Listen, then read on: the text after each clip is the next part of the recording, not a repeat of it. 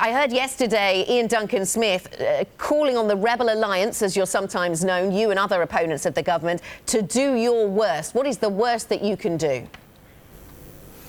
Well, the worst that we can do is represent the views of a majority of MPs in the House of Commons who are opposed to Boris Johnson crashing us out of the European Union without a deal on the 31st of October, something for which he does not have a mandate and which was not on the ballot paper 3 years ago during the EU referendum, and that's what we intend doing. What is your next move then?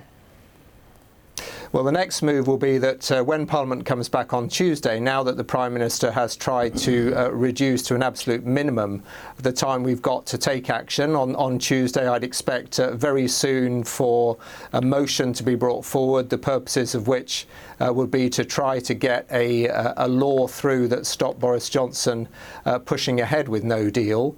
And obviously there are also proposals, including in the courts, to try to overturn the prorogation, because Boris Johnson claims this is normal. It is anything but normal. It is a device, subterfuge that he is using to try to get round Parliament. He finds Parliament a problem because a majority of MPs don't actually agree with what he's intending doing. Well, that's the role of Parliament, and the reason we don't support what he's doing.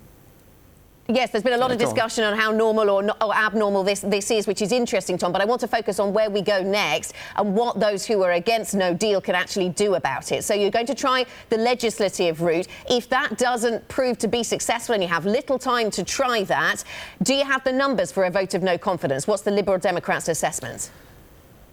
Well, the priority is still to try that legislative route. In terms of a vote of no confidence, I suspect that we probably do have the numbers to actually defeat the Prime Minister. The challenge then is to try and put together an alternative approach. But we're confident that we have the numbers in terms of the legislative proposal. That is the most effective way of proceeding. And I think that is why Boris Johnson has tried to restrict the time available that MPs have in Parliament, because he's worried that we might actually stop him doing something that a majority of MPs don't want him to do, and his government says could lead to medicines, food and fuel shortages.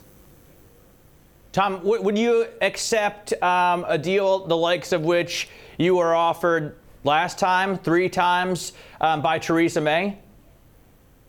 Well, as a party, the Lib Dems, we think that the deal that we've got in the European Union is the best one that's available, and neither Theresa May's deal nor any other deal is likely to be as good as that. And of course, Boris Johnson isn't. That's not the point. The point is, would you accept that over a no deal Brexit? Well, what we've said to Theresa May and what we will say to Boris Johnson if he comes forward with a deal is that we're willing to enable that deal to get through Parliament as long as he links it to a people's vote, because we think the people are entitled 3 years on, now that what they're being offered is completely different to what was suggested 3 years ago. They're entitled to have their say as to whether they think that is a sensible way to proceed. Tom, the choice might come down to no deal or Jeremy Corbyn in number 10. Which would you pick?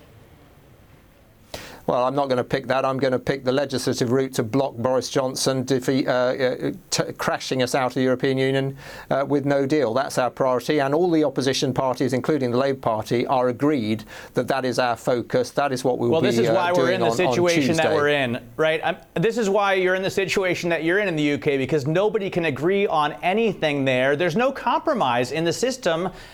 So you must expect to get to this point, right?